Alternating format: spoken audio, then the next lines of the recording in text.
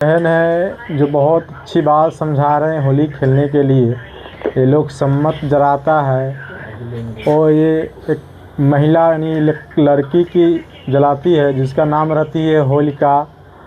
ये कुछ लोग बलात्कार करके और जलाता है और उसके बाद बोलता है ये होली खेलने की नया त्यौहार है। जिनको पढ़ने नहीं आता जो बात समझाता है समझना चाहिए, और जिसको पढ़ने आता है वो पढ़ के समझे ये होली त्यौहार क्या है और कैसे आया, वो समझ के खेले। होली खेलना सही बात है, लेकिन सम्मत जला रहा है वो क्या उसके प्रतिमा है वो जाने और होली खेले, इनमें कोई आपत्ति नहीं है, लेकिन जानकर और समझकर खेले ये अनिवार्य है। इतिहास को भी जानना ज़रूरी है। ज़िंदगी में क्या चीज़ कहाँ से उत्पादन हुई और कैसे हुई, उस इतिहास के पढ़े और बाल बच्चे के भी सिखाए। हम लोग को होली भी नहीं मनाना चाहिए, होली भी नहीं मनाना चाहिए। और हम आप लोगों से यही उम्मीद करते हैं कि आप लोग आने वाले मार्च में 4 मार्च को है ना शायद होली, 4 मार्च को आप सभी लोग होली नहीं मनाएंगे,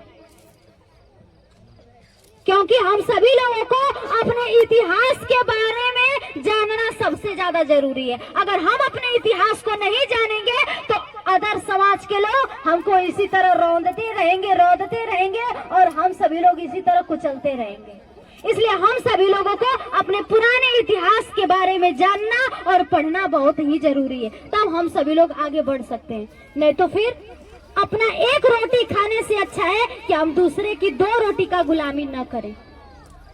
अपना आधी रोटी खाने से अच्छा है कि हम किसी के टुकड़ों पर न पले, है कि नहीं। तो होली के बारे में हम आप लोग को बता देना चाहते हैं कि हम सभी लोगों को होली नहीं मनाना है। एक राजा थे जो हमारे इस समाज के थे, राजा हिरण्यकश्यप। हमारे ही समाज के थे राजा हिरण्यकश्यप और उनकी बहन थी होलिका। उनकी बहन थी होलिका और राजा हिरण्यकश्यप के पुत्र थे प्रहलाद।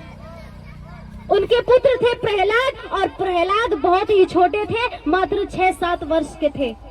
6-7 वर्ष के थे और बहुत ही अच्छे बालक थे। लेकिन जो मनवादी विचारधारा के लोग थे प्रहलाद को हमेशा बिगाड़ते रहते थे, दारू शराब मदिरा पिलाते रहते थे ताकि इनका बच्चा बिगड़ जाए। और जो होलिका थी उनकी बहुत ही ज्यादा इज्जत करती थी और प्रहलाद को बहुत ज्यादा मानती थी। प्रहलाद को बहुत ज्यादा मानती थी और होलिका की शादी होने वाली थी। होलिका की शादी होने वाली थी और होलिका बहुत ही ज्यादा अपने भतीजे को मानती थी। उसका भतीजा गया था कहीं घूमने के लिए, कहीं खेलने के लिए, और उसको बहुत ज्यादा शराब वराब पिला दिए थे लोग, मनवादी विचारधारा के लोग शराब पिला दिए थे प्रहलाद को। और होलिका खाना ले करके गई अपने भतीजे को खिलाने के लिए। अपने भाभी से कहती है कि भाभी मेरी शादी हो जाएगी, मैं तो कल चली जाऊंगी, लेकिन मैं अपने भतीजे से बहुत प्यार करती हूँ, कम से कम खाना दे दीजिए, मैं उसको खिला दूं, अपने हाथों से 2 कवर खिला दूं, कल तो मैं चली जाऊंगी। होलिका खाना ले करके जाती है और वहीं पे कुछ लोग रहते हैं और उनसे पूछती है कि प्रहलाद को कहीं देखे हैं आप। वो लोग कहते हैं कि बस कुछ ही दूर पर चले जाइए, वहीं पे मिलेंगे। वो होलिका जाती है खाना ले करके, लेकिन वहाँ पे प्रहलाद नहीं रहते हैं। फिर वहीं पे कुछ दूर पूछती है कि आपने कहीं प्रहलाद को देखा है। वो कहते हैं कि आप कुछ दूर चले जाइए, वहीं पे प्रहलाद आपको मिलेंगे। और होलिका जाती है और वहाँ पे बस जंगल झाड़ी रहता है और वही मनवादी विचारधारा के लोग होलिका की इज्जत लूट लेते हैं, होलिका के साथ रात भर बलात्कार करते हैं, होलिका के साथ रात भर बलात्कार करते हैं। सभी लोग मिल करके उसकी इज्जत लूट लेते हैं और होलिका को जला देते हैं, होलिका को जला देते हैं। और हम सभी लोग क्या कहते हैं, हैप्पी होली। जब कोई शहीद हो जाता है, कोई वीर शहीद हो जाता है तो कहते हैं ना कि वीर, कहते हैं ना वीर, लेकिन हम लोग होली में जब रंग लगाते हैं तो उसको कहते हैं अवीर, उसको कहते हैं अवीर। तो वो सब जश्न मनाते हैं कि हमने इस लड़की को मार दिया और इस लड़की के मारने के बाद हम लोग को कोई पाप न लगे, इसके लिए हम लोग होली मनाते हैं। तो सोचिए, जब हमारे बहन बेटी के साथ बलात्कार हो जाएगा, हमारी बहन बेटी की इज्जत लूट जाएगी, तो क्या हम लोग होली खेलेंगे? हम लोग जश्न मनाएंगे? हम लोग रंगों का त्योहार मनाएंगे? इसलिए हम लोगों को होली भी नहीं मनाना चाहिए। हमारे ही समाज की बेटी थी, हमारे ही घर की बेटी थी, और इसकी इज्जत लूट ली गई, लेकिन आज हम लोग होली मनाते हैं।